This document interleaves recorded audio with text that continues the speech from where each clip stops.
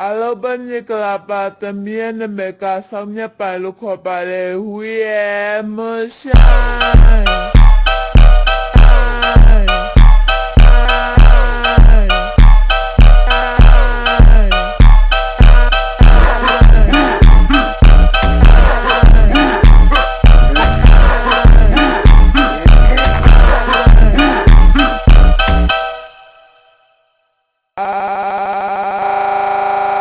ဘယ်နေကလာပါသမီးရဲ့နာမည်ကဆောင်းမြတ်ပိုင်လို့ခေါ်ပါတယ်